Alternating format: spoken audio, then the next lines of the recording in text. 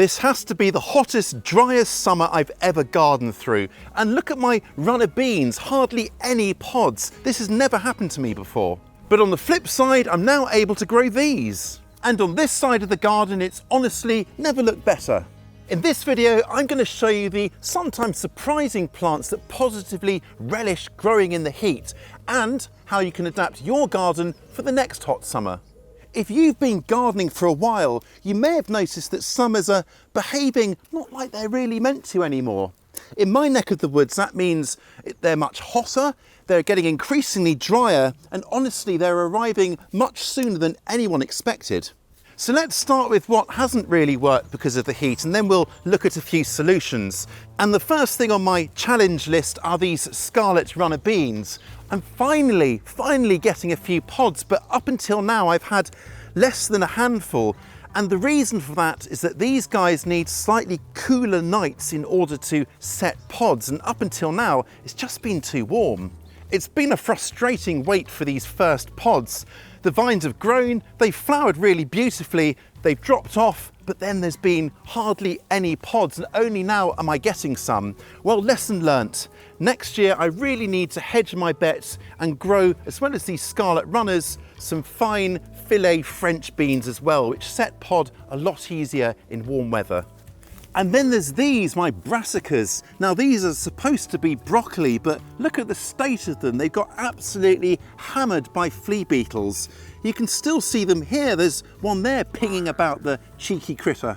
At the end of the day, these are cool season plants at heart, and all this heat stress has meant that they're finding it a lot tougher to kind of shrug off any pest attacks. So this is the worst flea beetle damage I've actually ever seen. The solution, I reckon, is all about timing. Next year, I'm going to try sowing them quite a bit earlier than you might normally do so. The idea being that I'll have strong, sturdy plants that can go out, grow quickly and produce a harvest, perhaps before the worst of the heat arrives. Now that might mean playing fast and loose with the seed packet instructions and rules, but it's worth this trial and error. But all is not lost. Things like turnip and cabbage can be sown again from late summer so that they grow again with oomph as things start to cool down a bit.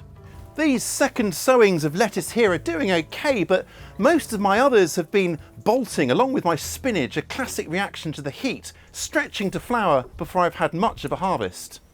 And then there's this bed here where the blackbirds have been pecking around looking for tasty morsels, and they've disturbed these recently planted salads. You can see here, they've really struggled to get started. To be honest with you, the ground here is lovely and soft because I water it fairly regularly, unlike the hard-baked ground elsewhere in the garden, so I can't really blame them. In hot, dry weather like this, you've got to think of wildlife, and I've accepted the disturbance. I've noticed the birds pecking around in the mulches as well, essential for keeping the soil cooler, especially for cool season crops like leeks, and more on that in a minute. I'd originally planned to grow my okra in the greenhouse because in a temperate climate like mine, that's often what's recommended. These guys here need as much heat as they can get. But midsummer, I made a call. The garlic came out, I had this bed space, and I've started what I'm slightly pretentiously calling my subtropical bed. This is all a bit of a gamble, to be honest with you, but with the heat we've been having outside, I thought, well, why not give it a try? And look, the okra here is just about to flower. Then I've got these chili pepper plants here, all dangling with lots of fruit, and perhaps the biggest gamble of them all, we'll see what happens, a peanut plant outside. These guys have usually no business being outside in my garden, but this summer, well, let's see. It's a genuinely useful reminder that as growing conditions shift, it might be worth trialling crops that you'd once have ruled out. Who knows what will be growing in future summers? And here too is another experiment, for me at least, growing sweet potatoes for the first time. And I'm growing them in this lovely black storage trunk here because it warms up much quicker and it holds onto the heat a little bit better as well, which these sweet potatoes are clearly absolutely loving. I planted these as young plants known as slips back in the spring, and now look at it all. The vines are kind of growing over the sides, and by the end of the summer this will be a voluminous mass of foliage. This is exactly the kind of crop that is really benefiting from this kind of summer we're having. And whereas other beds have needed additional watering and babying, this tub here has practically thrived on neglect. Sweet potatoes are traditionally a bit of a tricky customer in my climate. I've tried them in the past and, well, I've not had much luck. But this warm summer has given them all that they yearn for. And I reckon come autumn, I'll have plenty of lovely tubers in here to unearth. I'm inspired, and next year I might grow another tub of these, or perhaps do a comparison between different varieties. And I've actually got planned a full sowing to harvest guide on sweet potatoes that will be coming next spring, so keep your eyes peeled for that one. And then there's this patch here, which has honestly totally floored me by how well it's been doing. I planted it at the end of spring, went away for literally 10 days at the start of summer, and in that time the corn and squash doubled, possibly even tripled in size. And now the squash is running out into the grass here, there and everywhere. Well, I'm pretty inspired by this, and I think next summer I'm going to expand the squash and corn out to fill this entire area. When it responds so well to these sun-drenched conditions, well, you take note and act accordingly. And then would you just look at this amaranth? It's formed this really dense thicket, and it's just alive, isn't it? These flowers, they're just dripping down, and I'm going to let these form their seeds and then carefully harvest them to enjoy as a nutritious grain. More of this next year too, I reckon. Basil and tomatoes have really come into their own this summer as well. Basil especially just doesn't really perform in a typical rainy summer, but with the heat, they've bushed out beautifully from plants that I grew and split from a supermarket pot. Incredible. The tomatoes too are going to be coming thick and fast, and they're growing rampantly there. My plan for next year is to grow even more basil and tomatoes so I can make even more sauces to enjoy this taste of summer right through the winter. A big part of coping with the heat and the dryness is this stuff here, mulch.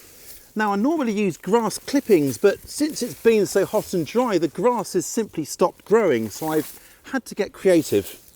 I've really beefed up my mulching this year, thanks to a combination of part rotted materials taken straight from the compost heap and other bits and bobs scavenged from elsewhere. So here, for example, I've got old leaves, old bits of garlic stem, that's from the old garlic, just dumped straight onto here. I've got wood shavings, wood chips, all sorts on here. Even torn up bits of toilet roll centre have just gone in here as well. Anything to shade the soil, and it is making a real difference. If I peel this back, it's nice and moist to touch and so much cooler. I've been making the most of these old wood chips here that were delivered at the start of the year, and next year I've got plans to bring in even more organic matter so I can be proactive, mulch beds well ahead of any ramping up of the heat, so I'm not scratching around for mulch. This year I fortuitously added some more water barrels in this great big IBC tank here to harvest the rainwater, and they're all positioned right where I need them, close to my crops. Now I'll link to the video on rainwater harvesting that we did in the description below, but this has been an absolute godsend. It's made watering much more convenient, and when it's run dry I've been able to refill it with the hose pipe. However, with water restrictions now in place, I can't even do that, but it has helped up until this point. But it just goes to show that if summers continue to run this dry, it's worth adding even more rainwater harvesting capacity. This is 1,000 litres, but I reckon I could get away with something like 20,000 litres. And looking ahead, as the last vestiges of the old crop are cleared away, it frees up ground to plant new stuff. Now these are autumn salads, radicchio, chicory and endive that are going into a spot, but because it's so warm still, I've chosen a shady spot, so they'll be quite happy here as they grow on into autumn. Another solution would just be to suspend some sort of shade cloth. I'm also considering something I'd never normally do, planting more cucumbers and tomatoes this late in the season. By the book, it's far too late to plant these, but given how hot the summer's been running, I think I may get away with it. It genuinely feels like the cooler, wetter summers we used to enjoy have quietly been replaced by something more akin to the Mediterranean or, say, California, at least for the summer months, that is. My job is simply to adapt, playing a bit loose with the traditional gardening calendar and seeing how far I can push things. If there's one thing I want you to take away from all this, it's that adapting doesn't mean throwing out all of your plans and starting from scratch. It means perhaps mulching a bit heavier or trialling something you haven't tried before, maybe collecting more rainwater and embracing those shady corners. Now then, if your garden's also behaving strangely recently, I'd love to hear about it. What's been thriving for you and what's given up the ghost? Let me know in the comments below. And if you would like more of this kind of practical, real garden advice, then do check out the abridged version of my book, which you can download for free over here. I'll catch you next time.